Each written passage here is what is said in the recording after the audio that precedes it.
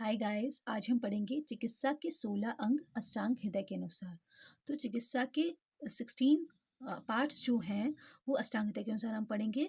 तो इससे पहले वाली वीडियोस में गाइस मैं दोषों की त्रिविध गति आचार्य चरक के अनुसार दोष रोगों का मूल कारण, दोष प्रकोप के 3 कारण, रोग के त्रिविध कारण आचार्य चरक के अनुसार, उनका आश्रय, उनका आत्मा रोग का आश्रय है या नहीं, चय प्रकोप प्रशम की परिभाषा आचार्य वाग्भट के अनुसार, अष्टांग हृदय के अनुसार, और जठराग्नि पर दोषों का प्रभाव आचार्य चरक सुश्रुत वाग्भट के अनुसार, और प्राकृत विकृत वात पित्त के कर्म आचार्य चरक के अनुसार, और जठराग्नि की विकृति से रोग विकृति की चिकित्सा, उसकी महत्ता और विवेचना ना हो पाना जठराग्नि की में सहायक वायु का आचार्य सुश्रुत के अनुसार, और दोष प्रकृति का वर्णन आचार्य चरक आचार्य सुश्रुत आचार्य वाग्भट के अनुसार, और कोष्ठ के प्रकार तथा उन पर वात पित्त कफ का प्रभाव आचार्य चरक के अनुसार, और वात पित्त कफ तीनों दोषों का वर्णन आचार्य चरक आचार्य सुश्रुत आचार्य वाग्भट के अनुसार, और उनके गुण कर्म स्थान, उनके प्रकार का स्थान और कर्म, और आयुर्वेद का प्रयोजन, आयुर्वेद का अवतरण, आयुर्वेद के 8 अंग का क्रम तीनों आचार्य के अनुसार, और आयुर्वेद के 8 अंग का कंपैरिजन तीनों आचार्य के अनुसार, और स्वस्थ की परिभाषा आचार्य चरक के अनुसार। ये सब हम पढ़ चुके हैं। कुछ मिस भी हो गया होगा इसमें जो मैं बोल नहीं पाई होंगी, लेकिन ये सारा हम पढ़ चुके हैं। तो आप चैनल पे जाके वीडियोस चेक कर सकते हैं, सुन सकते हैं, रीड कर सकते हैं, राइट कर सकते हैं, जैसा भी आपको कंफर्ट हो आप वैसा कर सकते हैं। ठीक है। तो अब हम पढ़ते हैं चिकित्सा के 16 अंग अष्टांग हृदय के अनुसार। तो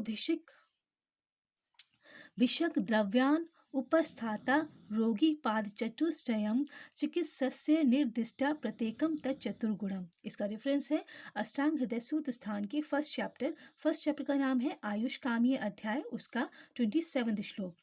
तो भिषक मतलब होता है वैद्य या फिजिशियन, मॉडर्न डे लैंग्वेज में हम कह सकते हैं फिजिशियन।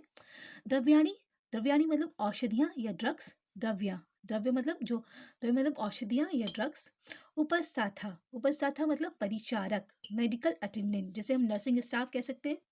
तथा रोगी मतलब आतुर, पेशेंट जो रोग से ग्रसित है, यानी कि पेशेंट जैसे व्याधि हुई है तो रोगी, आतुर, पेशेंट। ये चिकित्सा के 4 पाद हैं, 4 लिम्स ऑफ द ट्रीटमेंट। जो ट्रीटमेंट होता है उसके 4 लिम्स हैं। भिषक मतलब फिजिशियन, द्रव्य मतलब ड्रग्स, उपस्थाता मतलब मेडिकल अटेंडेंस, और रोगी मतलब पेशेंट। ये चिकित्सा के 4 पाद हैं। पाद चतुष्टयम, ठीक है। अब इनके प्रत्येक के 4 गुण, इस प्रकार को 16 गुण बतलाए गए हैं। और अष्टांग हृदय ने इनके हर के विषक के अलग, द्रव्य के अलग, उपस्थाता के अलग और रोगी के अलग 4 गुण का ही वर्णन किया है। सिर्फ 4 गुण हैं चारों के, तो इसलिए 4 पाद, उनके 4 गुण, तो 4 4 जा 16, तो 16 गुण बतलाए गए हैं। ठीक है। अब पढ़ेंगे हम वैद्य के गुण देखते हैं, श्लोक देखते हैं। दक्षस तीर्थ अत शास्त्र अर्थो दष्ट कर्मा सुचिर भिषक। इसका रेफरेंस है अष्टांग हृदय सूत्र स्थान के फर्स्ट चैप्टर यानी आयुष कामीय अध्याय का 28 श्लोक। तो भिषक मतलब होता है, भिषक की गुण क्या होते हैं? दक्ष मतलब अर्थात चतुर, दक्ष का मतलब होता है चतुर, इंटेलिजेंट हो। तीर्थात शास्त्रार्थ अर्थात गुरु से शास्त्र ज्ञान प्राप्त किया हो, उसने कोई गुरु के अंडर में वो शास्त्र का ज्ञान प्राप्त किया, गुरु के अंडर में अपनी स्टडी की हो संहिताओं की। ठीक है। दष्ट कर्मा अर्थात अनेकों रोगों की चिकित्सा कर उनसे अनुभव प्राप्त किया हो, और दष्ट कर्मा मतलब बहुत सारी ट्रीटमेंट उसने अपनी आंखों के सामने होते हुए देखे हो, उनका वो गवाह हो गया, मैंने ये ट्रीटमेंट देखा है, ये ऐसे ट्रीट होता है, ये ऐसे ट्रीट होता है, यानी कि जो हम मॉडर्न डे लैंग्वेज कह सकते हैं इंटर्नशिप की हो। तो अर्थात अनेक रोगों की चिकित्सा कर उसने अनुभव प्राप्त किया हो। एवं शुचि अर्थात शरीर एवं मन से पवित्र हो, शुचि हो यानी कि शरीर से भी पवित्र हो, मन में भी किसी के लिए हीन भावना ना हो। सारे रोगियों को अपना मतलब अपना पुत्र की तरह, एक संहिता में ऐसा है कि अपने पुत्र की तरह बिहेव करता हो उनसे, पेशेंट से। तो शरीर एवं मन से पवित्र हो, किसी के लिए हीन भावना ना हो, घृण भावना हो, ईर्ष्या ना हो, और शरीर से भी उसमें कहीं गंदगी ना हो, ऐसा ना हो गंदे संदे कपड़े पहना हुआ हो, नहाता ना हो। तो ऐसा वैद्य नहीं होना चाहिए। वैद्य को शरीर एवं मन से पवित्र होना चाहिए। ये 4 गुण वैद्य के हैं। ठीक है। अब कहते हैं औषधि के 4 गुण। औषधि के 4 गुण देखते हैं, श्लोक पर आते हैं। बहु कल्पम बहु गुणम संपन्नम योग्य औषधम। इसका रेफरेंस है अष्टांग हृदय सूत्र स्थान फर्स्ट चैप्टर यानी कि आयुष कामीय अध्याय का 28 श्लोक। तो बहुकल्प, बहु मतलब बहुत ज़्यादा, कल्प मतलब कल्पना, और कल्पना षड्विध कल्पना, पंचविध कल्पना, सप्तविध कल्पना हमें पता ही है। वो कल्पना क्या होती है? स्वरस, क्वाथ, हिम, फान, चूर्ण आदि। तो उनसे बहुत ज़्यादा कल्पना बनाई जा सके, ऐसी औषधि होना चाहिए। एक ही औषधि की अनेक कल्पनाएँ हम बना सकें, कि स्वरस भी बना सकें, क्वाथ भी बना सकते हैं, फान भी बना सकें, हिम भी बना सकें, चूर्ण बना सकें, अम्लीय बना सकें, रस क्रिया कर सकें। तो ये सारी क्रियाएँ कर सकें, बहुकल्प होना चाहिए, बहुत कल्पना बनाने योग्य होना चाहिए। फिर बहुगुण, बहुगुण जैसे गुरु, मंद, शीत, श्लक्षण, उष्ण, लघु, विशद, श्लक्षण और पिच्छल, मत्सन। तो ये सारे जो गुण होते हैं, ये औषधि गुण होते हैं। औषधि में होने वाले गुण, इसे आहार गुण भी कहते हैं। तो औषधि में ये गुण होते हैं, तो ये गुणों से संपन्न होनी चाहिए, क्योंकि अगर इसमें रुक्षता होगी तो कफ को औषधि ठीक कर देगी, कफज रोगों को औषधि ठीक कर देगी। अगर स्निग्धता होगी तो वातज रोगों को ठीक कर देगी। तो इसमें गुण से संपन्न होनी चाहिए, बहुगुण होनी चाहिए, ताकि बहुत सारे लोगों को, हम रोगों में एक ही औषधि को यूज़ कर सकें। संपन्न, अपने रस गुण वीर्य विपाक से युक्त होना चाहिए। जैसे कि कोई भी प्लांट होता है तो उसमें रस गुण वीर्य विपाक होता है। रस मतलब उसका रस कैसा है? मधुर है, तिक्त रस है। वीर्य क्या है? उसकी उष्ण वीर्य है या शीत वीर्य है। और गुण, उसमें गुण कौन से हैं? जैसे सूक्ष्म, रूक्ष, लघु, शीत, जो भी गुण होते हैं। और वीर्य, वीर्य मतलब वीर्य देख लिया हमने, उष्ण वीर्य, शीत वीर्य। और विपाक, विपाक मतलब कटु विपाक, अम्ल विपाक, मधुर विपाक। तो ये इन सबसे युक्त होनी चाहिए। ऐसा ना हो कि उसमें रस ही ना हो, उसके गुण सारे खत्म हो गए हो, वो बिल्कुल बेकार हो गई हो, और वीर्य भी उसका नष्ट हो गया हो। तो ऐसे नहीं होना चाहिए, संपन्न होना चाहिए। ठीक है।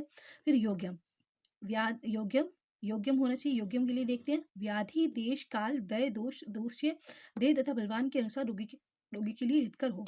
तो व्याधि, अ, ऐसा नहीं है हम कोई भी औषधि किसी भी व्याधि में दे सकते हैं। व्याधि को देखकर, देश को देखकर, देश मतलब आनूप देश या जंगल देश, काल को देखकर कि शीत ऋतु है या उष्ण काल है, या फिर वह की वृद्ध अवस्था है, बालक अवस्था है, या युवा अवस्था है। और दोष कौन सा है? बात है, पित्त है, कफ है, और दूसरे रस, रक्त, मांस, मीत, असी, मज्जाशुक्र, इनमें से कौन सा दूषित है? और देह, देह को भी हम देखते हैं कि मेल है या फीमेल है, तो बलाबल के अनुसार, या फिर स्थूल काय है या स्थूल देह है, या फिर काशर्य है और बलाबल, उसमें बल कितना है और कितना कमज़ोर है वो, ये अनुसार रोगी के लिए हितकर होती है। तो इसको डिसाइड करने के लिए योग्यम औषधि, इन सब में जो फिट बैठे, जो पेशेंट आया, उनको ये सब डिसाइड करके जो हम औषधि का प्रयोग करते हैं वो योग्य औषधि होती है। ठीक है। तो औषधि के कौन से गुण हैं? बहुकल्पम, यानी कि बहुत सारी कल्पनाएं बनाने देनी चाहिए। बहुगुण होना चाहिए, यानी कि औषधि गुण जो है वो उसमें होना चाहिए। और संपन्न, संपन्न यानी कि रस गुण वीर्य विभाग से संपन्न होना चाहिए। और योग्यम, योग्य मतलब व्याधि, देश, काल, व्यय, दोष आदि के हिसाब से रोगी के लिए हितकर होनी चाहिए। ठीक है। अब देखते हैं परिचारक के गुण।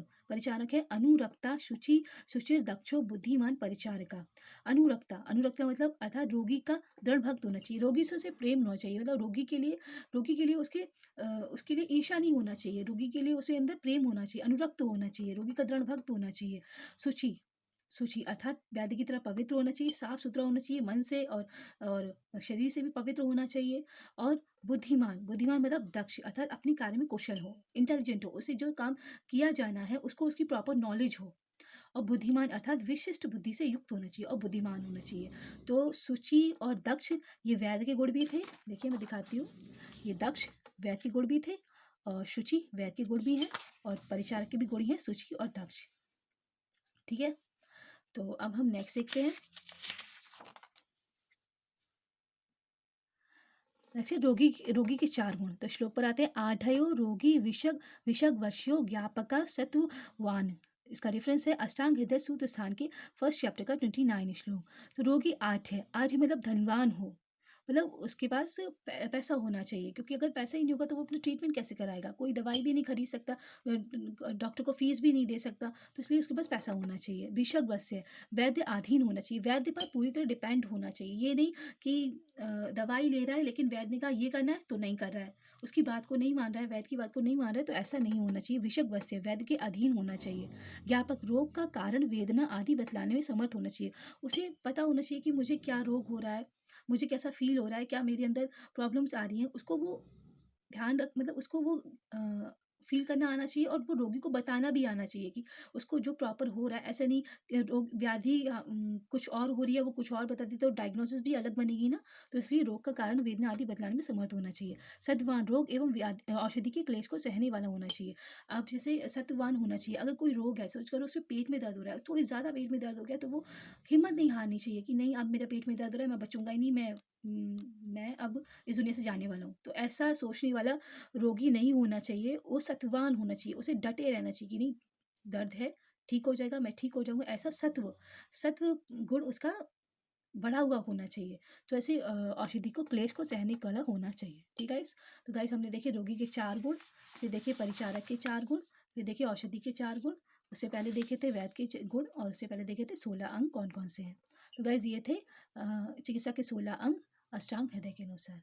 और इससे आगे आने वाली वीडियोज़ में हम चिकित्सा के चतुष्पाद आचार्य सुश्रुत के अनुसार और चिकित्सा के 16 अंग आचार्य चरक के अनुसार भी पढ़ेंगे। Okay guys, thank you, have a nice day, जय हिंद, जय भारत।